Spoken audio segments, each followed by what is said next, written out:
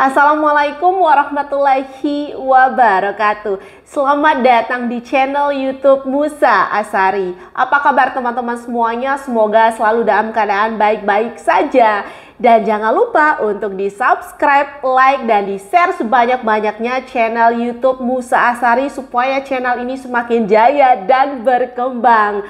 Alhamdulillah di kesempatan siang hari ini ya, kita kembali mau ngobrol-ngobrol bersama Prof Musa Asari di Prof Musa Menjawab. Prof, apa kabar nih hari ini? Ya, baik-baik. Alhamdulillahirrahmanirrahim. Kok baik-baik, Prof? Ya, sehat-sehat. Oh, ya. sehat-sehat. Kenapa sehat-sehat, Prof? Ya, karena baru makan kambing. Baru makan kambing. Sebentar. Pasti golongan darahnya B ya, Prof? Ya? Kok tahu? Tahu dong, Prof. Kan ada ini ya, kiat-kiatnya. Kalau misalkan golongan darah A harus suka makan apa, golongan darah B suka makan daging merah gitu. Ya kan, Prof? Iya, kalau nggak salah judul bukunya Diet dengan Golongan Darah. Oh, saya pernah dengar itu bukunya. Pernah dengar dari Prof Musa. Tapi nanti ya teman-teman kita bakalan cari bukunya begitu ya, Prof, karena masih banyak ya di toko buku. Ini menarik ya. Tapi bukan itu yang mau kita bahas ya teman-teman hari ini ya. Bukan perihal diet dan lain sebagainya, karena saya dengan Prof Musa bukan pakarnya gitu ya, Prof ya. Mungkin nanti kita bisa mengundang secara langsung pakar yang paham bagaimana diet sehat yang baik begitu ya, Prof ya. Baik, Prof, hari ini ada beberapa hal yang ingin kita obrolkan bersama teman-teman virtual kita. Ya, masih nyambung sebenarnya, Prof, dengan topik-topik yang sudah Prof Musa dengan saya bahas di minggu sebelumnya, di mana kita pernah membahas menjadi seorang pembisnis awal tuh bagaimana trik dan tipsnya. Lalu bagaimana membangun mental yang baik, mental yang positif dalam menghadapi kebangkrutan dan lain sebagainya ya, Prof. Dan hari ini kita mau membahas nih dengan teman-teman virtual, bagaimana sih cara membangun mental kaya. Karena kalau kita berbicara mental kaya pasti ada PS-nya ya, Prof ya. Lawan kata dari mental kaya yaitu mental miskin. Nah, apa sih sebenarnya perbedaan yang paling menonjol antara mental kaya dan mental miskin? Hari ini akan dijawab oleh Prof Musa Menjawab. Bagaimana Prof, menurut Prof Musa terkait topik kita hari ini, mental kaya dan mental miskin? Apa sih yang membedakan secara jelas atau secara nyata antara kedua tipe mental ini gitu, Prof? Ini bisa dibedakan dari kata-katanya itu sendiri, mental kaya dan mental miskin. Mental kaya itu adalah mental yang mendorong berpikir positif. Jadi setiap sesuatu itu dia akan lihat dari segi apa positifnya sesuatu itu, dan dia bergerak berdasarkan pertimbangan dari sisi positifnya sesuatu itu. Jadi orang yang bermental positif artinya dia selalu suka untuk memberi apa yang dia punyai, dan makin banyak memberi maka mentalnya makin kaya. Kalau dia kehilangan, dia tidak pernah menangisi, karena mental yang kaya dia belajar dari kehilangan dan dia berusaha untuk mendapatkannya kembali, dan dia bisa saja mendapatkan yang lebih banyak. Jadi menurut saya seorang yang mau kaya tidak boleh bermental miskin. Karena kalau kekayaan diberikan kepada orang yang mentalnya miskin, kekayaan itu tidak memberikan manfaat dalam kehidupannya, karena mentalnya itu miskin. Mentalnya selalu kekurangan. Mentalnya selalu tidak pernah punya peluang bagaimana kebaikan dan kesungguhan dalam hidup itu harus dibangun. Mentalnya itu miskin. Dia sebenarnya menjadi menderita karena mentalnya. Karena itu mental miskin itu harus dibuang. Uang hidup ini tinggal menjalani kok miskin. Orang yang miskin membuat hidup itu susah untuk dijalani. Jadi dalam hidup ini kita harus memberi kepada sesama. Artinya kita harus punya mental yang kaya. Karena kalau mentalnya miskin, kita sulit untuk memberikan kepada sesamanya. Karena dia selalu kekurangan. Nah, hidup kalau selalu kekurangan bagaimana bisa bahagia? Benar. Ya, jadi ini harus dikikis. Karena ini soal mental kaya dan mental miskin itu sebenarnya bisa dibentuk. Bisa dibentuk, dunia pendidikan. Jangan sampai sejak dilahirkan selalu dia diliputi oleh keburukan-keburukan dalam hidup sehingga hidupnya menjadi pesimis. Betul. Dan itu melahirkan dia menjadi orang miskin beneran. Pola pikirnya iya, itu ya, Prof. Iya. Dan ini, Prof, terkait tadi mental miskin ya. Benarkah, Prof, kita sering mendengar bahwa kalau orang yang sudah terlahir miskin, maka selamanya dia akan terus miskin. Benar nggak sih? Tidak benar. Karena banyak orang-orang yang kaya itu lahirnya dari orang-orang miskin. Dan dia merasa orang miskin tadi itu, dia banyak mendapatkan dalam hidup. Karena itu dia harus punya banyak hal, supaya bisa memberikan lebih banyak dari kehidupan ini. Dia sebenarnya secara tidak langsung, mentalnya sudah dibentuk oleh lingkungan yang selalu memberi dari orang lain, mungkin dia terima masa kecil, dan itu mendorongnya rasa hutang budi pada orang lain, itu mendorongnya dia ingin menjadi lebih besar untuk memberi. Jadi memang menurut saya bisa dibentuk. Nah, cuma proses pembentukannya itu harus dimulai dari dini, dari orang tuanya yang mesti mengajarkan bahwa dia hidup tidak punya apa-apa.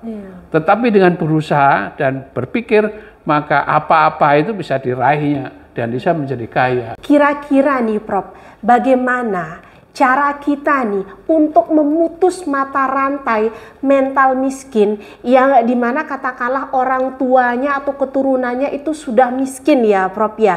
Tapi si anak itu ingin mengubah kehidupannya nanti untuk tidak terus-menerus menyambung mata rantai orang tuanya tadi. Bagaimana caranya? Karena terkadang orang banyak ya yang menganggap remeh orang-orang yang, ya mohon maaf ya Prof, yang terlahir miskin atau terlahir tidak memiliki privilege.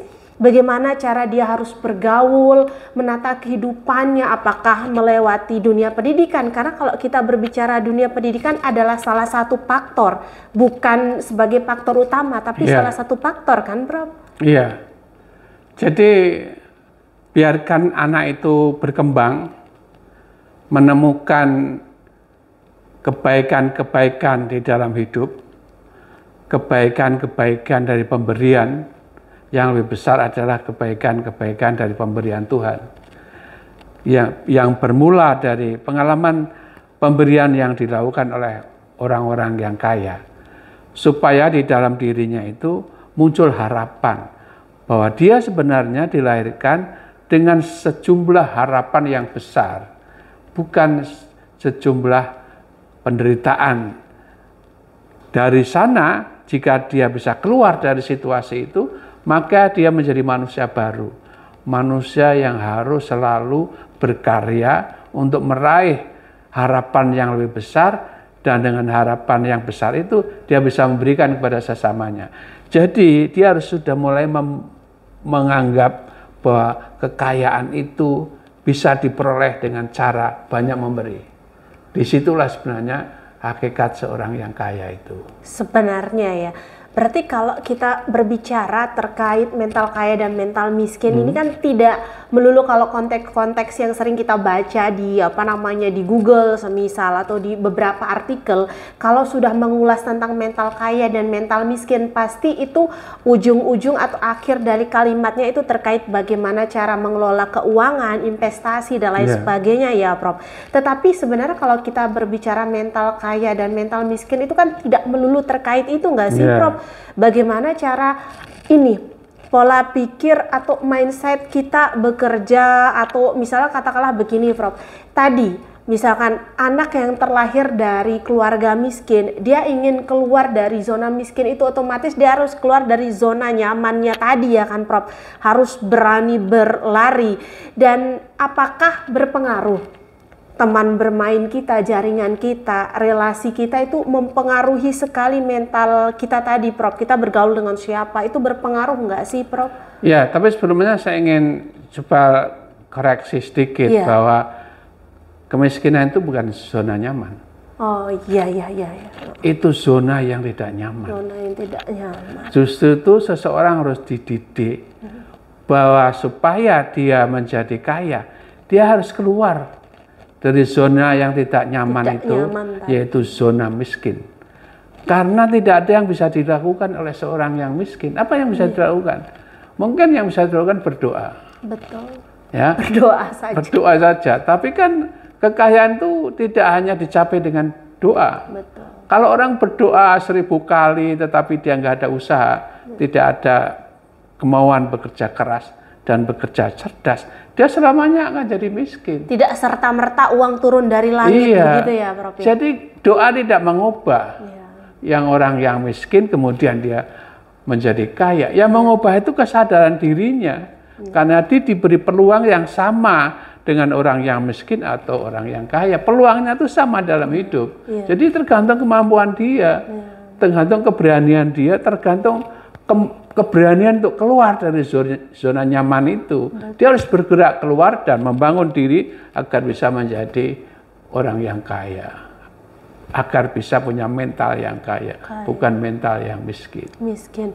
Berarti kalau kita pikir-pikir atau telaah ya, Prof Musa ya, sebenarnya kalau kita berbicara lebih jauh lagi terkait mental miskin dan juga mental kaya itu, jangan pernah kita berpikir kita saat ini terlahir miskin tadi akan selalu miskin. Sebenarnya tuh bagaimana kita berani keluar dari zona tidak nyaman atau zona miskin tadi untuk menggali sebenarnya bagaimana sih startnya orang-orang kaya dulu bisa meraih ini semua, kita juga bisa gitu ya mengikuti mereka ya kan Prof, atau bagaimana?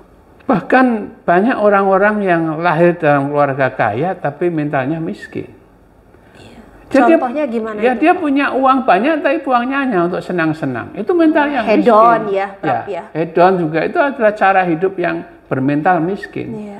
Karena itu seorang yang punya mental kaya, dia mesti selalu punya kesediaan untuk menabung. Menabung itu salah satu cara berpikir orang yang kaya. Jadi karena itu menurut saya orang yang mau menjadi kaya, pertama-tama harus mengubah mentalnya, membunuh mental miskin untuk mengubah menjadi bermental kaya. Mental kaya itu memberi. Nah kalau nggak punya apa-apa kan tidak bisa memberi, maka dia harus mencari apa-apa, harus mendapatkan apa-apa, baik yang sifatnya materi maupun non materi. Bukan hanya materi saja, non materi malah justru lebih penting, karena kesediaan memberi itu sebenarnya bagian dari sifat seseorang yang memandang kecil dunia materi itu. Nah orang yang kaya tapi menganggap materi itu segala-galanya, dia sebenarnya miskin jiwanya. Dia mungkin secara materi kaya tapi jiwanya itu miskin. Miskin, mati bahkan jiwanya ya.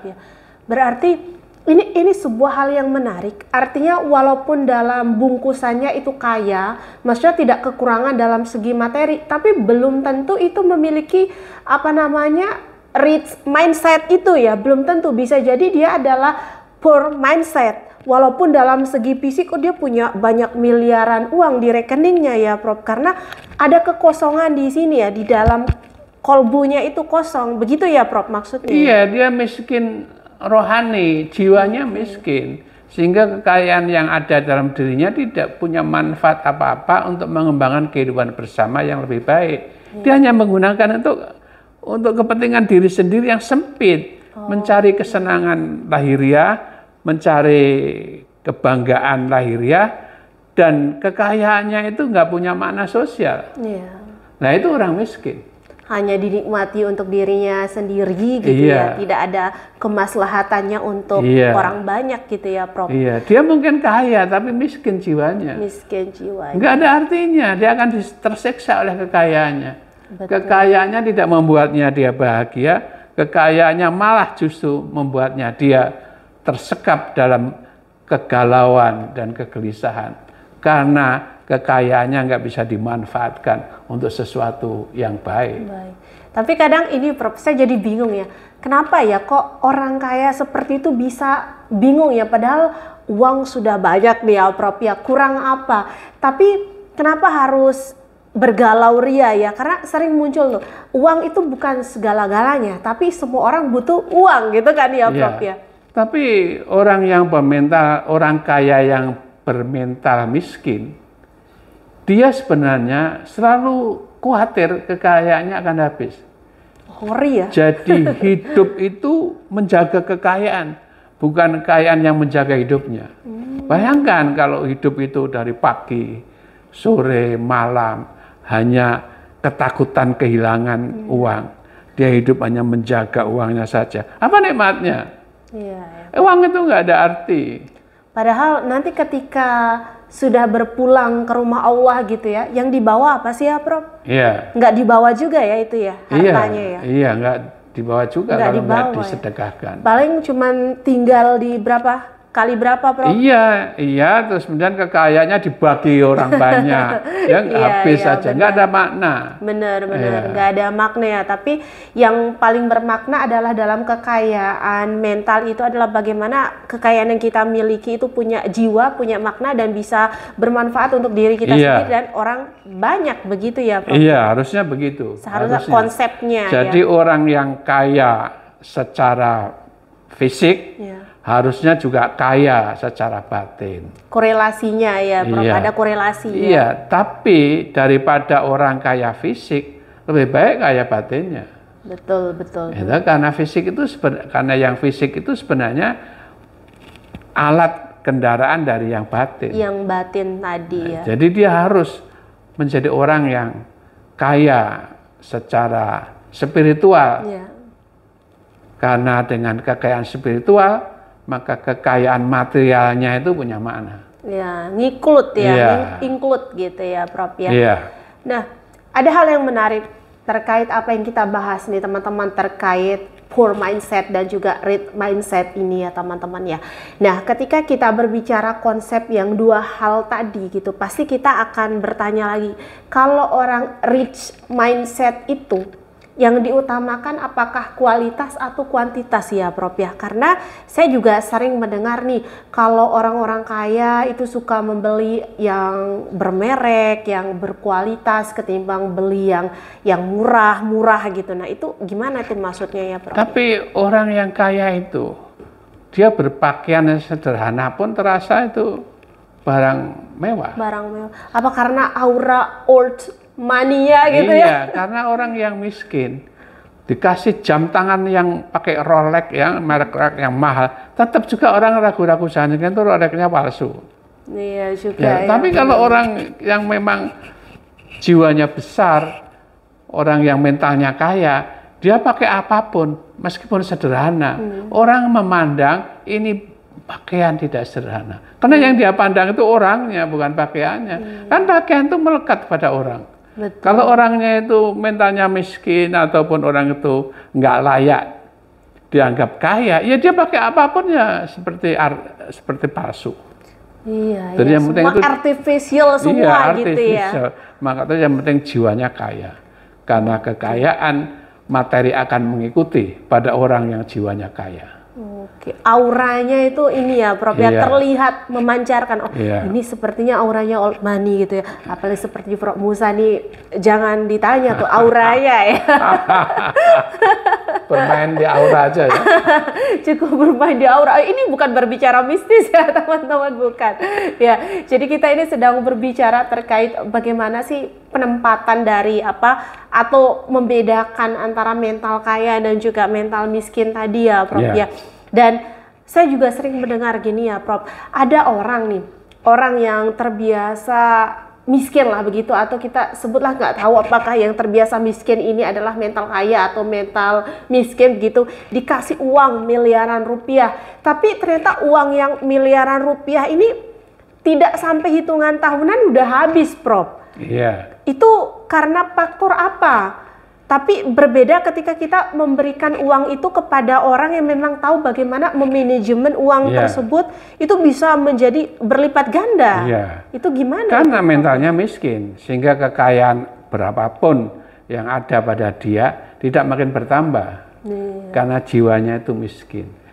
Jiwa yang miskin itu adalah jiwa yang tidak bisa mengembangkan kekayaannya. Tidak bisa mengabdikan kekayaannya untuk kebersamaan yang lebih banyak. Jadi dia selalu berpikirnya sempit. Sehingga dia takut uangnya itu habis. Dia jaga mati-matian pagi dan sore, yang membuat dia malah hidup dalam penderitaan. Stres ya jadinya, Prof. Dan Ya. takut hilang. Takut hilang. Kalau orang yang mentalnya kaya, hilang kah? Bisa dia cari lagi karena uang itu ikut pada mental yang kaya. Betul. Uang itu tidak ikut pada mental yang miskin. Betul. Mental yang miskin itu selalu dijauhi oleh kekayaan. Betul. Nggak nyaman uang itu di tangan orang yang miskin. Betul. Dan ada sebuah cerita menarik ya, Prof. Itu maksudnya kita mengingat ya gitu, flashback. Jadi ada orang berkata, berilah warisan kepada anak-anak kita itu adalah kekayaan ilmu pengetahuan daripada warisan dalam bentuk materi. Ada yang mengatakan begitu. Kira-kira kenapa seperti itu, Prof? Iya, karena warisan ilmu itu akan bisa membuat kekayaan. Tapi kalau anak itu nggak diwarisi ilmu pengetahuan, tidak diwarisi dengan kearifan, maka sebenarnya dia membuat anaknya itu miskin. Oh iya benar. Jadi coba kalau dia dikasih ilmu pengetahuan, dikasih kearifan, barang tentu kekayaan itu akan datang. Benar. Dan dia bisa bekerja lebih cerdas. Benar. Ya, kerja yang cerdas itu hanya dimiliki oleh orang-orang yang mempunyai mental kaya. Jadi dari situ akibatnya tadi gejala tadi ada dalam diri orang-orang yang mentalnya miskin. Mentalnya miskin. Iya. Saya soalnya sering melihat ya, Prof, ya, fenomena sosial yang ada di sekitar kita ini. Dahulu kala gitu ya, maksudnya orang tuanya itu tuan tanah, juragan begitu ya, di kampungnya memiliki banyak sekali tanah-tanah. Namun setelah orang tuanya itu berpulang ya, seperti itu, tinggal keturunan-keturunannya, semua harta kekayaan yang ditinggalkan itu habis gitu, Prof. Tak tersisa. Karena ya itu tadi, setelah saya melihat, oh ternyata memang, mohon maaf ya, ngapunten, Prof, anak-anaknya memang tidak dibekali tadi yang Prof katakan ilmu pengetahuan. Bukan hanya habis ya, tapi dia berkelahi untuk merebutkan kekayaannya, sehingga malah keluarganya itu pecah. Betul. Karena warisan. Iya. Jadi sebenarnya warisan yang lebih baik itu bukan warisan harta. Iya. Ya, jadi ini yang perlu di orang-orang kaya itu yang ingin mewariskan hartanya mungkin perlu, tapi warisan harta itu nggak punya arti apa-apa kalau dia jiwanya sudah jiwa miskin. Iya. Hanya akan habis. Dan dia hidup di dalam pengejaran materi yang sebenarnya berjangka pendek. Betul.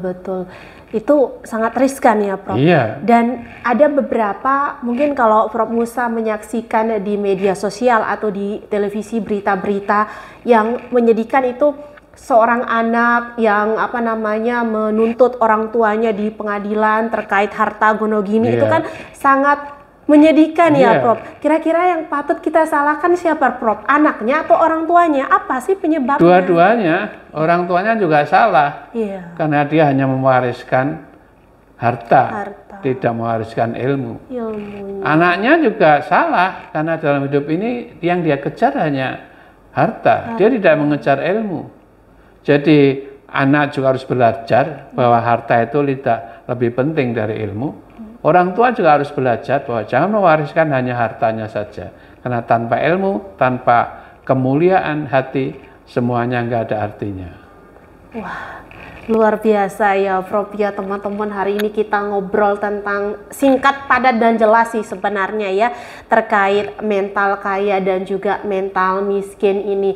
Artinya kalau kita mau membangun mindset kaya itu bukan karena kita saat ini memiliki materi yang banyak dalam bentuk fisik, di rekening kita itu isinya triliunan, bukan begitu. Karena ternyata tadi Prof Musa mengatakan banyak orang kaya merasa sangat stres, bagaimana nih kalau sudah tiada di dunia ini, hartanya mau diapakan. Lalu bahkan ada orang yang kaya raya, Prof, tapi sakit-sakitan terus ya, Prof ya. Dan ya udah, hartanya nih lebih baik memilih, kalau bisa milih, mending saya sehat tapi nggak punya harta daripada punya banyak harta tapi sakit. Itu kan ada juga ya, Prof ya, yang mengalami seperti itu. Nah itu karena apa, Prof? Karena mentalnya ya juga. Iya, tapi sebaiknya dia kaya harta, dia juga kaya jiwa. Kaya jiwa. Kalau jiwanya nggak kaya, itu sakit itu memberikan penderitaan yang panjang. Tapi kalau jiwanya kaya dan fisiknya kaya, maka sakitnya itu relatif bisa diatasi sehingga ada harapan hidup lebih panjang. Jadi menurut saya dalam agama saya kira dua-duanya penting. Dua-duanya penting. Padahal kan termasuk walaupun nih kan sudah memiliki banyak harta ya Prof. Ya ibarat kata kalau memang sakit kan dia masih lebih beruntung daripada orang miskin yang sakit daripada orang kaya yang sakit. Benar kan Prof? Ada uang untuk periksa kan begitu ya Prof. Jadi kita harus dua-duanya kaya. Kita kaya materi, tapi juga kita kaya spiritual. Kaya spiritual. Idealnya. Tapi kalau harus tidak bisa ideal, ya kita mesti milih kaya spiritual. Betul. Daripada kaya hanya material. Betul. Tapi kalau bisa dua-duanya kaya. Harapan ya Prof. Ya mudah-mudahan ya teman-teman kita bisa kaya dalam dua hal ini walaupun memang tidak gampang, terutama untuk membentuk atau kaya spiritual tadi atau rich mindset itu tidaklah gampang ya Prof ya. Oke teman-teman virtual kita, alhamdulillahirabbil alamin, kita ternyata nggak terasa nih Prof sudah di ujung acara ya hari ini begitu ya, terkait mental miskin dan juga mental kaya.